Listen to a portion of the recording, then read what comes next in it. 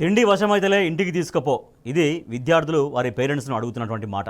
గురుకుల విద్యార్థులు గతంలో బీఆర్ఎస్ ప్రభుత్వ హయాంలో గురుకుల వ్యవస్థ చాలా ఉజ్వలంగా భాసిల్లింది, వర్ధిల్లింది.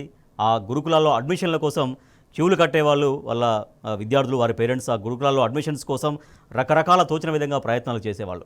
కానీ ఇవాళ అదే గురుకుల విద్యార్థులు కలుషిత ఆహారానికి గురై, అస్వస్థతకు గురై ఆసుపత్రి బెడ్ల మీద పేషెంట్స్ లాగా పడి ఉంటున్న పరిస్థితి. కొంతమంది విద్యార్థులు ఆత్మహత్య చేసుకున్నారు, మరికొంతమంది విద్యార్థులు పాము కాటుకు బలయ్యారు, ఎలుకలు గరుస్తున్నాయి. ఇట్లా నిత్యం పురుగులన్నం వాళ్ళకి తప్పే పరిస్థితి కనిపించట్లేదు. సో ఎందుకు మరి గురుకుల వ్యవస్థ, ఒకప్పుడు చాలా గొప్పగా వర్ధిల్లిన గురుకుల వ్యవస్థ ఎందుకు ఇవాళ కునారెళ్ళిపోతుంది, ఎందుకు దిగజారిపోతుంది? ఆదిలాబాద్లో ఇటీవల వరుస ఘటనలు జరుగుతున్నాయి. అంతకుముందు వాంకిడిలో శైలజ అనే ఒక అమ్మాయి విద్యార్థిని చాలా రోజుల పాటు మృత్యువుతో పోరాడి చివరికి ప్రాణాలు కోల్పోయింది.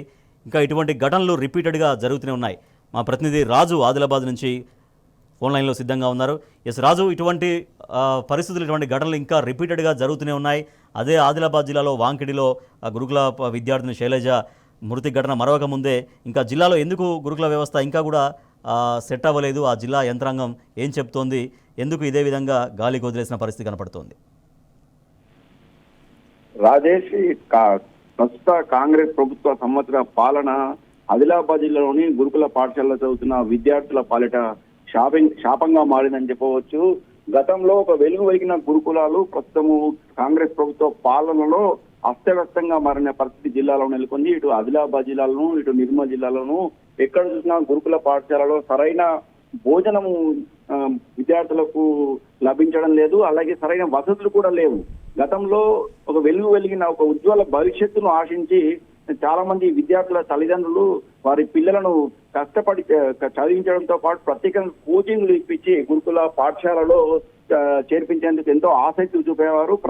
ప్రైవేట్ పాఠశాలలో చదువుతున్న తమ పిల్లలను గురుకుల పాఠశాలలకు మార్చిన పరిస్థితి గతంలో బీఆర్ఎస్ ప్రభుత్వ పాలనలో మనం చూసాము. అయితే ఎంతో మంది, దాదాపు 60% మందికి పైగా ఇప్పటికి కూడా విద్యార్థులు ప్రభుత్వ పాఠశాలను చదువుతున్న పరిస్థితి కనిపిస్తుంది. గత 10 ఏళ్ల కాలంలో కూడా క్రమంగా ప్రైవేట్ పాఠశాలలో చదువుతున్న ఉత్తమ విద్యార్థులు సైతం గురుకుల పాఠశాలకు తల్లిదండ్రులు చేర్పించడం జరిగింది. అయితే గత సంవత్సర పాలనలో సైతం పూర్తిగా అస్తవ్యస్తంగా మారిపోయాయి జిల్లాలో గురుకుల పాఠశాలలు.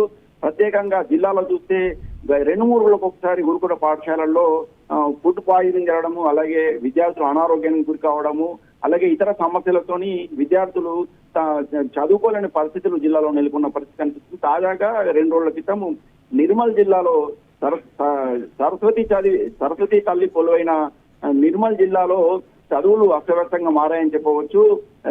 నిర్మల్ జిల్లాలోని నిర్మల్ మండలం అనంతపేటలో 3 రోజుల క్రితం ఉడకని అన్నం తిన్న విద్యార్థులు అస్వస్థతకు గురై ఆసుపత్రికి పాలైన పరిస్థితి చూడొచ్చు. దాదాపు 10 మంది విద్యార్థులు ఉడకని అన్నం తిని అనారోగ్యానికి గురి కావడంతో వెంటనే ప్రభుత్వ ఆసుపత్రికి తరలించడం జరిగింది. ప్రస్తుతం వారిలో 5గురు వారి ఆరోగ్య పరిస్థితి మెరుగు కావడంతో మనం డిశ్చార్జ్ చేయగా మరో 5గురు మాత్రం ప్రస్తుతం ఆసుపత్రిలో చికిత్స పొందిన పరిస్థితి కనిపిస్తుంది.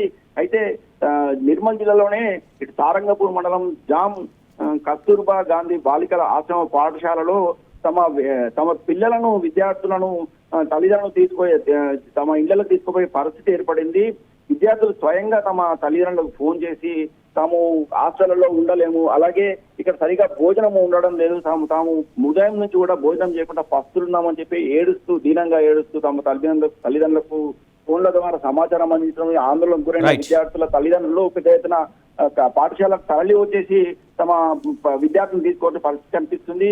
తాము మంచి భవిష్యత్తును ఆశించి ఈ స్కూళ్లలో గురుకుల పాఠశాలలో చేర్పించడం జరిగితే కాంగ్రెస్ ప్రభుత్వ పాలనలో ఇలాంటి దుస్థితి ఏర్పడిందని ప్రభుత్వంపై తమకు నమ్మకం లేదు, అలాగే చదువులు కూడా సరిగా చదవడం లేదు. గత 20 రోజులుగా ఇటు సిఆర్టీలు కానీ అటు సమగ్ర శిక్షా ఉద్యోగులు సమ్మెపాటు చెప్పడంతో చదువు కొనసాగడం లేదు, ముందుకు పోవడం లేదు, అలాగే ఇటు భోజనం కూడా సరిగా పెట్టలేని కాంగ్రెస్ ప్రభుత్వం పట్ల ఆందోళన వ్యక్తం చేయడం జరుగుతుంది. రాజేష్, రైట్, థ్యాంక్ యూ రాజు. జైళ్ల కన్నా అధ్వానంగా గురుకులాలు తయారవుతున్నాయి. ఇక్కడ పట్టడన్నం కూడా మాకు పెట్టలేకపోతున్నారు, నాణ్యమైన భోజనం అందించలేకపోతున్నారంటూ గురుకులాల్లో విద్యార్థులు ఆర్తనాదాలు చేస్తున్నటువంటి పరిస్థితి కనపడుతోంది.